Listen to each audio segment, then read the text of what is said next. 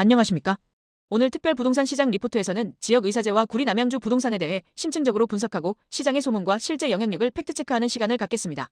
최근 구리 남양주 부동산 시장에서 가장 많이 듣는 질문들은 다음과 같습니다. 지역 의사제 때문에 집값이 오를까요? 의사들이 늘어나면 전세 수요도 늘지 않을까요? 구리에 대학병원 호재가 있다는데 집값 뛸까요? 그리고 지금이라도 남양주에 들어가야 할까요? 입니다. 의료 정책이 부동산에 영향을 줄 수 있지만 모든 정책이 곧바로 집값 상승으로 이어지는 것은 아닙니다. 과연 가격 상승의 원인인지 아니면 단순한 심리적 요인인지 팩트를 정확히 따져봐야 합니다. 먼저 지역 의사제가 무엇인지 그 정의부터 살펴보겠습니다. 지역 의사제는 대형 병원 신설, 즉 건물을 짓는 것이 아니라 의료 공백을 방지하고 사람을 채우는 제도입니다. 의대 정원의 일부를 활용하여 졸업 후 일정 기간 동안 지방 및 의료 취약 지역에서 의무적으로 근무하도록 하는 제도인데요. 그 핵심 목표는 공공의료 및 필수 의료 시스템을 유지하고 안정적인 인력을 확보하는 것이지 건물을 새로 짓는 것이 아닙니다. 첫 번째 팩트입니다. 지역 의사제로 인한 인구 이동 규모는 부동산 시장을 흔들기에는 턱없이 부족합니다. 신도시 입주나 대기업 이전과 같이 대규모 수요가 유입되어야 부동산 시장이 크게 움직이는데 지역 의사제 대상 인원은 매우 제한적입니다. 구리 남양주 전체 부동산 시장의 수요 곡선을 우상향으로 이동시킬 만큼의 물리적인 인구 유입 효과는 미미합니다. 즉, 직접적인 수요 증가로 인한 가격 상승 요인으로 보기는 어렵습니다. 두 번째 팩트는 지역 의사제가 GTX와는 다르다는 점입니다.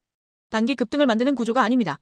GTX나 재개발과 같은 개발 호재는 즉각적인 투자 자본 유입과 단기 시세 차익 기대감을 불러일으켜 가격 폭등의 주원인이 됩니다. 반면 지역 의사제와 같은 복지 정책은 필수 서비스를 유지하고 보완하며 거주 만족도와 안정성을 강화하는 가격 방어의 성격을 가집니다. 따라서 지역 의사제 때문에 집값이 폭등한다는 시장의 소문은 메커니즘상 과장에 가깝다고 볼 수 있습니다. 이러한 관점에서 저희는 가격 상승이 아닌 선호도 상승으로 해석해야 한다고 봅니다.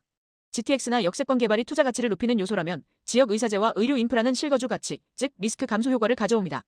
이것은 집값 폭등의 재료는 아니지만 실거주자가 느끼는 삶의 질과 심리적 안정감을 높여주는 중요한 요소입니다.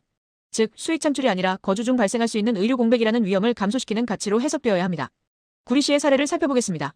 구리시는 기존에 서울생활권을 공유하며 대학병원 인프라를 보유하고 있었습니다.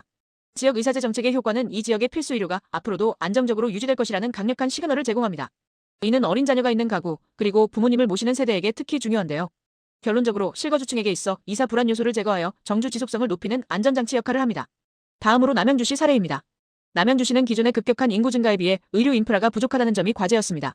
지역 의사제는 공공의료를 유지하고 응급, 소아, 산부인과 같은 필수 진료 과목의 지속성을 확보하는 효과를 가져올 것입니다. 이는 단기적인 가격 상승 요인이기보다는 중장기적으로 도시가 자족 기능을 갖춘 베드타운에서 정주 도시로 체질이 개선되는 중요한 과정으로 이해해야 합니다.